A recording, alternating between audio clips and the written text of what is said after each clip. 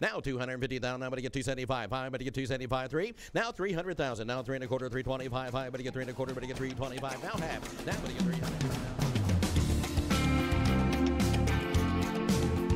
300. And good morning from Lincoln Center in Dallas, Texas.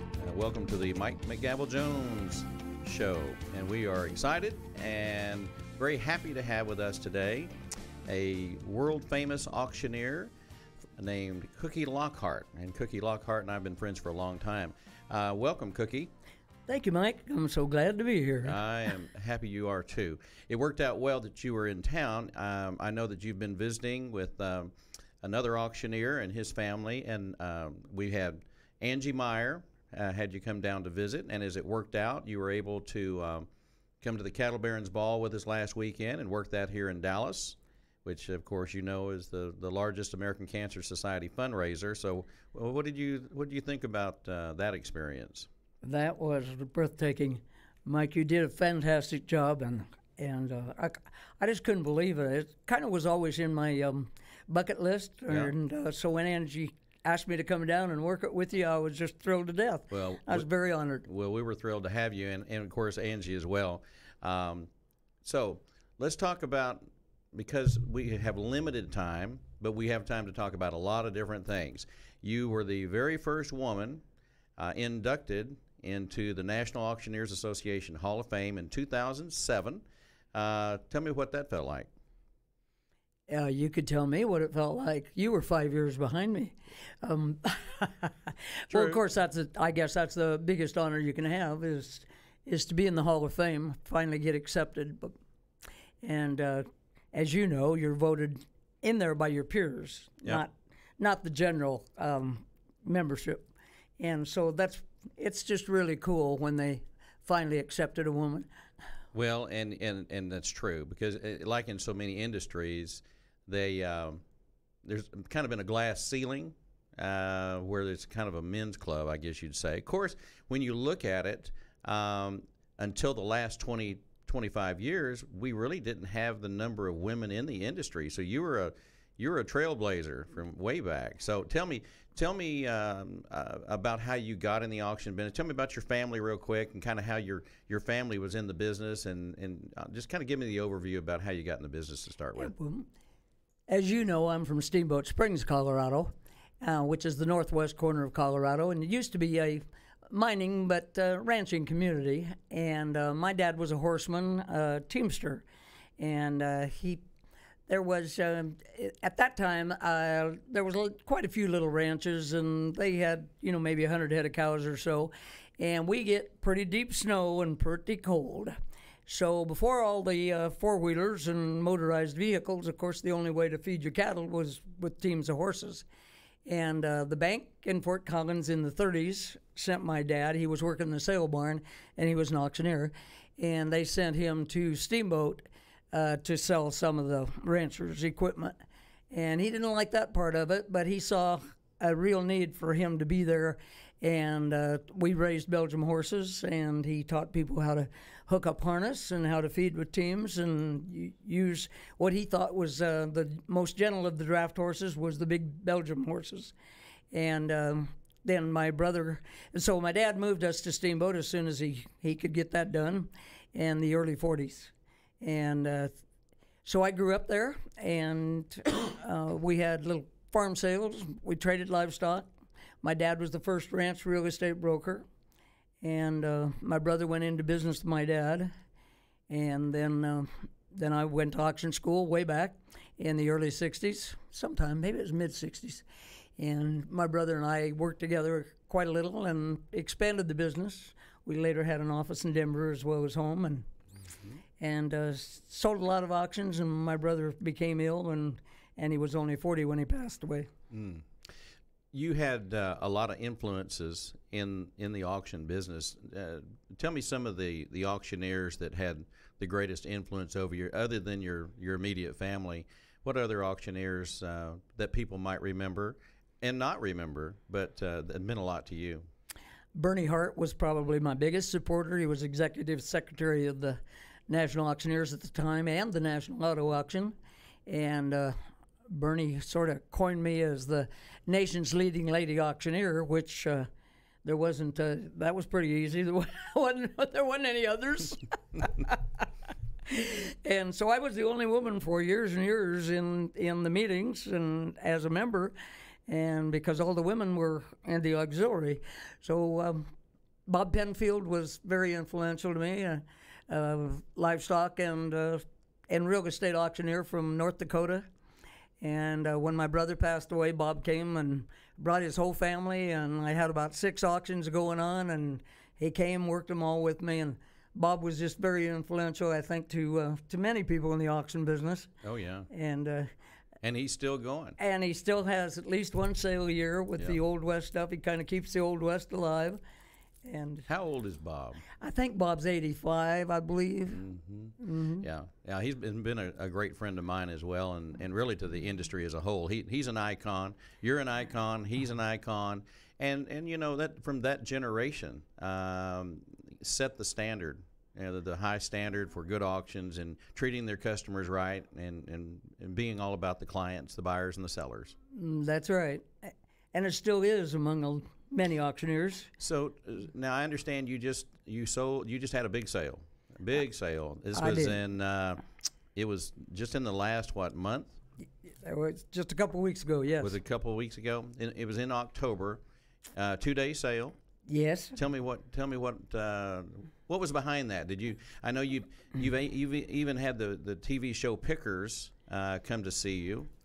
American Pickers came to see me at our home place where I grew up. Actually, the property's been in my family for 75 years or so, and it's all commercial now. It's just simply it's a tourist area. Everyone comes to Steamboat to ski or float the river or something to do with sports. Yep. And obviously not the same situation where I grew up, not the same needs. But it's all commercial, and our place was right on the river, right downtown. So it was just simply time to sell. Sure. And so I sold the place and had an auction and sold all my great collectibles. Yeah. Well, you had a lot. How many lots did you have in that auction? 1,500. 1,500. And so tell me some of the types of things that you sold in that auction. Just give me a flash of what. Oh, really darling merry-go-round that was sitting outside that went around. Actually still worked for a quarter. Had to put a quarter in it. Horses go up and down. Do you remember? Sure. When they used to be in front of stores. Sure. I used to ride them. Did you get bucked off? Still do. I bet you do. Late at night. So you had a lot of great Western collectibles. Yes, a lot of wagon wheels, yep. A lot of... I'm kind of glancing at my flyer here to remember what all I had, but many Western pictures and even had some auctioneers bid from across the country. Sure. Had me sign Buffalo Bill pictures. Now, I didn't even know Buffalo Bill. Mike, you might have known him. So that was a rumor, huh? I don't know why they wanted me to sign it. But things like the first lady's saddle that was ever made after women quit riding side saddle. Yeah. And wagon wheels. If you saw me on American Pickers, I'm telling you, everywhere I go, everyone says to me, "Did I see you on TV?" Or they'll come clear across the room and say, "Let me ask you something." And the answer is yes. You saw me on TV. But it's been about 3 years since they were at my place, but they keep showing the show about every 6 weeks or 2 months. And I literally have heard from people all over the world. I did not know it was that popular a show. Well, and on top of that, you're known for how you dress, because you dress impeccably.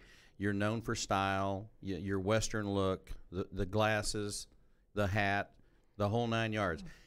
I remember when my first NAA convention that I attended was probably in '82 or '83, and after that, you were like it was almost like an entourage.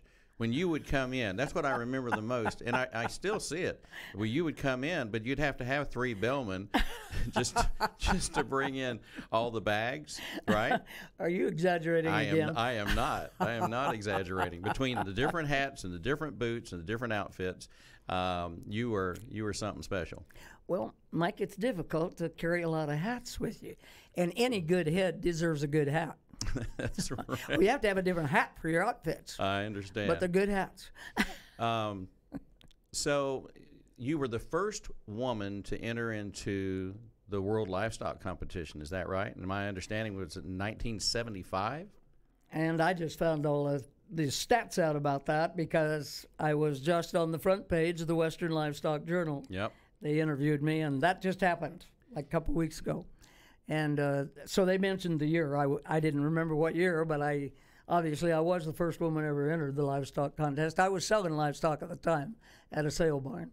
Do you know what year you joined the National Auctioneers Association? I know my membership card. I know what it says. I used to argue with Chuck Cumberland, our old buddy, about this. But my guess actually is 1963. Somewhere right in there. While we're on the subject of Chuck, because Chuck was one of my instructors in auction school, and he was a prince of a guy.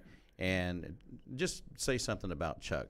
What you remember about Chuck? Well, I think Chuck inspired probably as many people to be in the auction business as any auctioneer there ever was. And he was a great instructor, as you said. He worked with me. I hired him numerous times. He was just a great guy, great auctioneer, kind of like my brother.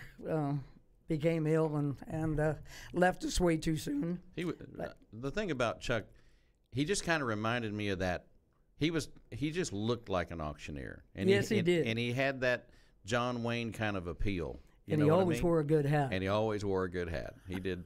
He did. So you have another distinction in that you were, I'd say, featured on a television show.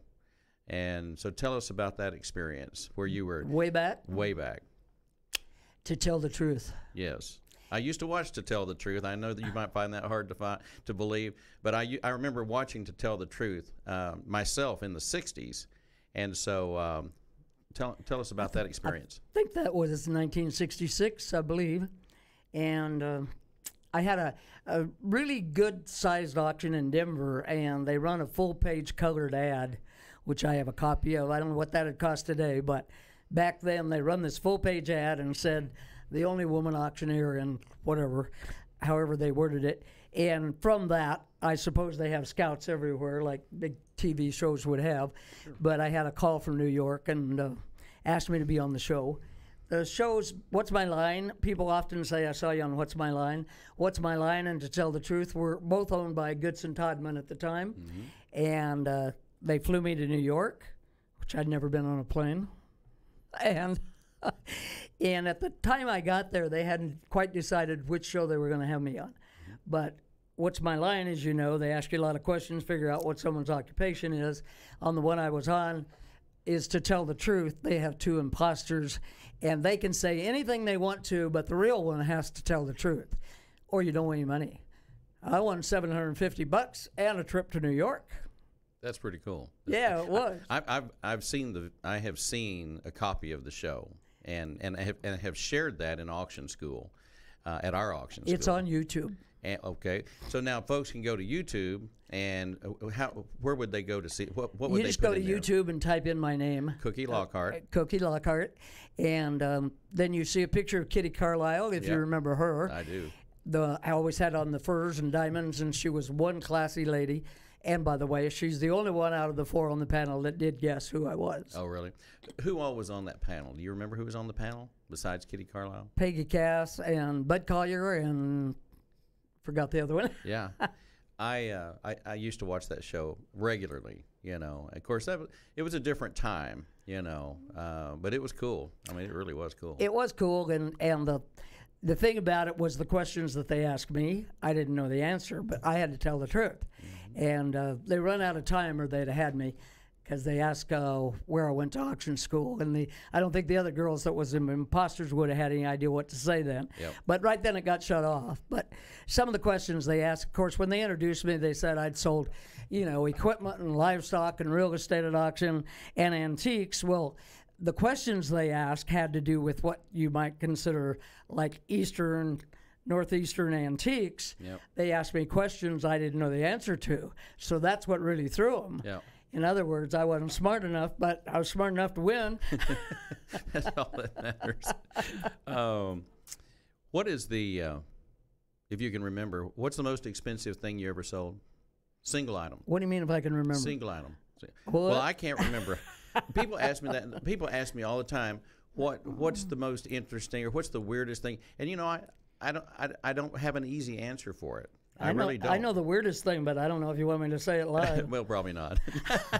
Probably not. Hey, I have one of those too. Had to do with a donkey. Well, okay. Tell me. The biggest. I know.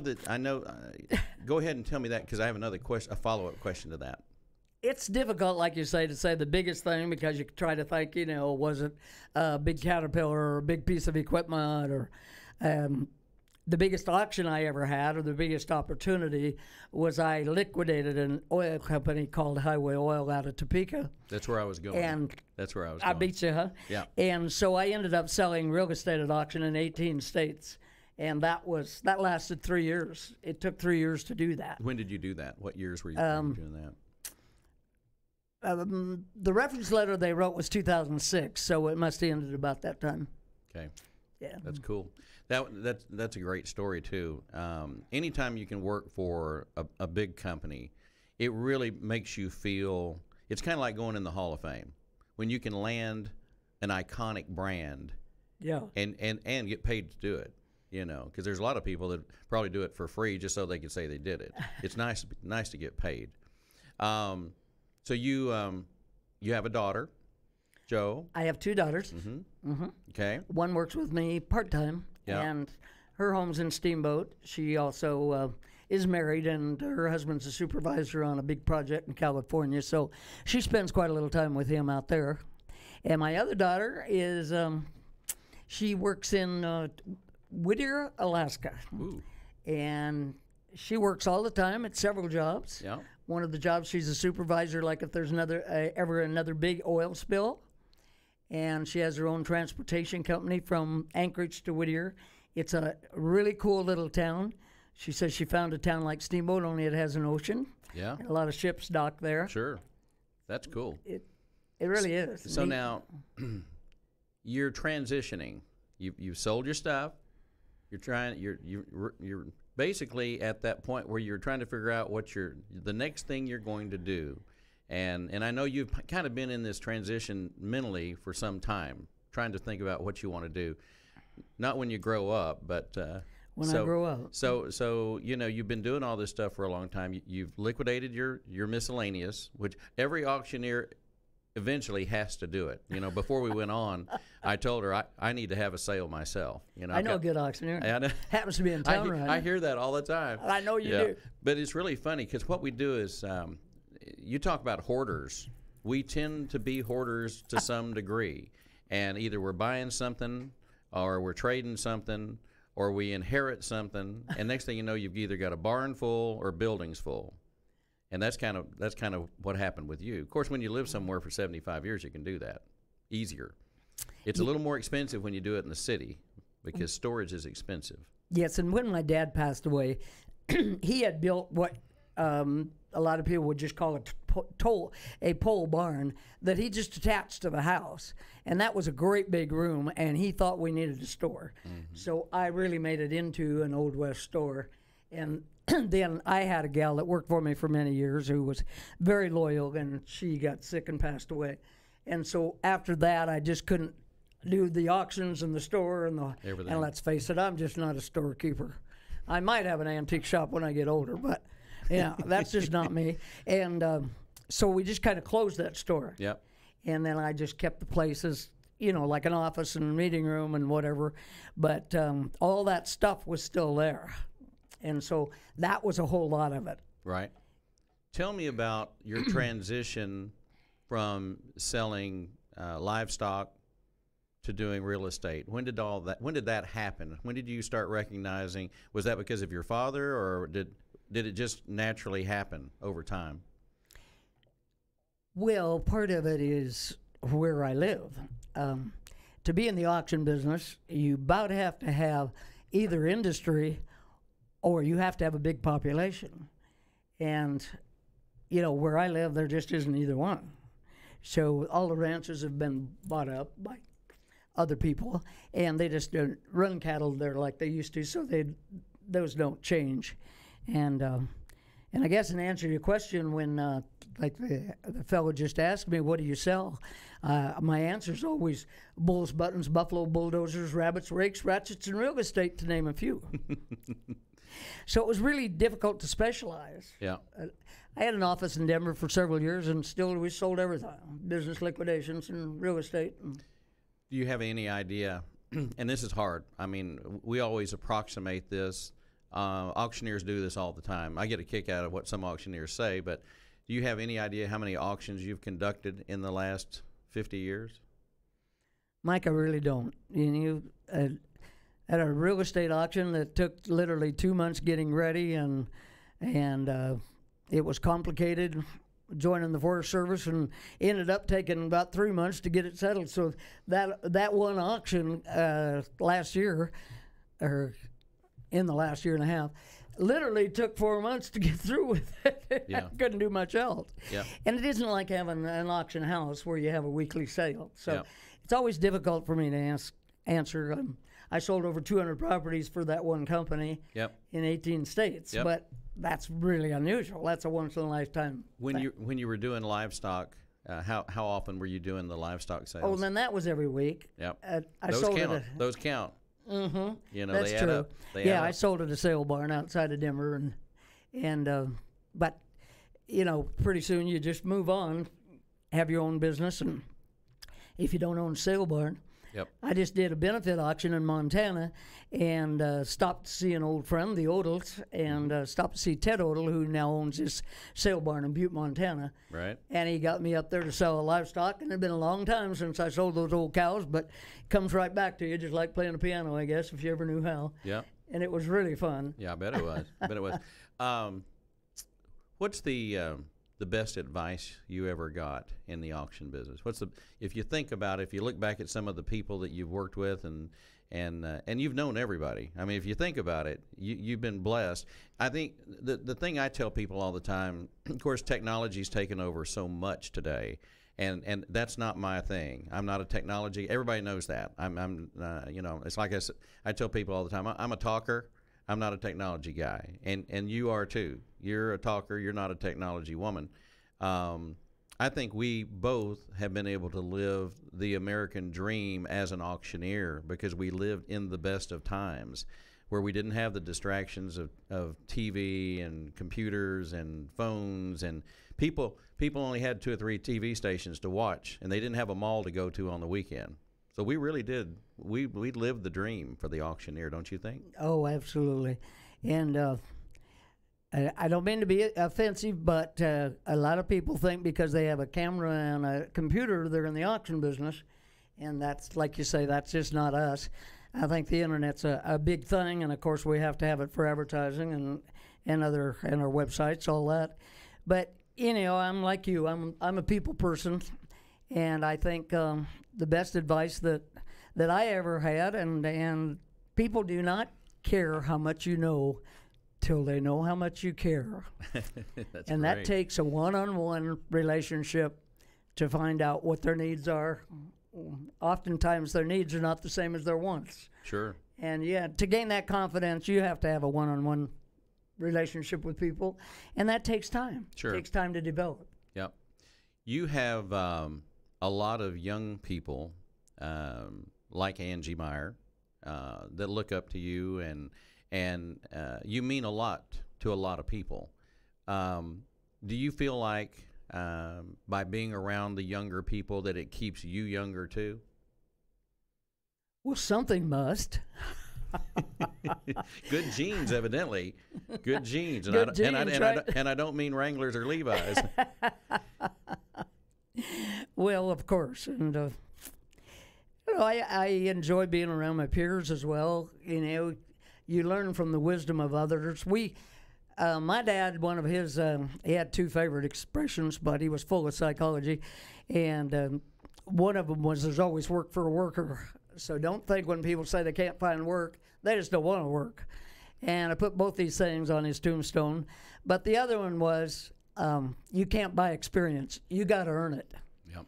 And that's so true. You know, you can't do it any other way. You can't learn from going to school. Mm-hmm. Sure, you need to have that, but that's your start. You need the education, but doing it is the real deal. That's right. You need the education. You need the start, just like going to school. When you get out of high school, you got to figure out what else you're going to do. Yep. And and it's like auction school too. A lot of people go to auction school, and people ask me all the time, out of a class, how many will actually make it as an auctioneer? And I tell them, it's like anything else. It's what you put into it. If you don't really, if you're not willing to go out there and do some free work, and get the experience, the other thing about they always say, what does an auctioneer make? Well, that depends on the auctioneer. It's like professional golf, right? You've always got the same 100 people out of millions of people that make the bulk of the money, and there's a reason for that. Is because they work harder, they work longer, they put in the hours, they're dedicated, and it's painful. I mean, it doesn't come easy. Nothing great comes easy. Would you agree with that? Absolutely. I think consistency is just a really vital word to being successful. So many people try and, that didn't work, give it up. I've seen a lot of real estate offices think they can get in the auction business, and they'll try it one time. They don't have the background or we just know from past experience. It may not be the same thing happen, but we know what not to do because it happened maybe 25, 30 years ago. Something happened.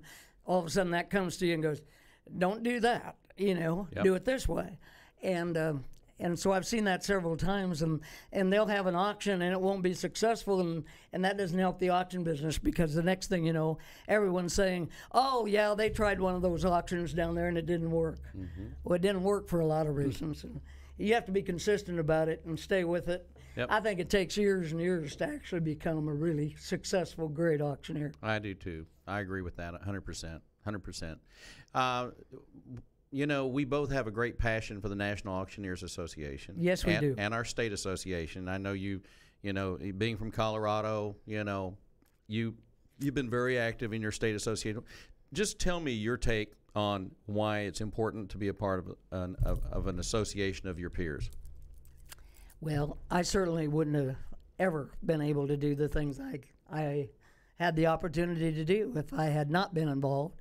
And the relationships you make across the country, literally across the world. We both have friends today in Mexico and South Africa and Canada, and there's no way you would have made those relationships. The education's great. What you learn in the hallways and the friendships you make is greater. And I don't know, if you're not involved, you're just not involved. I think you have to just jump in full blast, be totally involved with it. And as you say, I'm very dedicated and very loyal to the National Auctioneers. They have so much to offer, and people that aren't in it, they just don't know what they're missing. Yeah. I always say that 90% of life is showing up. And that's right. If you're not there, nobody knows where you are, and nobody cares where you are. And that's exactly right. You got to be present. You got to be present. I've got about a minute to go, and so I know that you're thinking about transitioning, moving potentially somewhere else. You want to say it might even be Texas. It might be Texas. Why don't you kind of just tell the folks that are tuning in, because this is going to be out there for it's all over the world. There's people right now.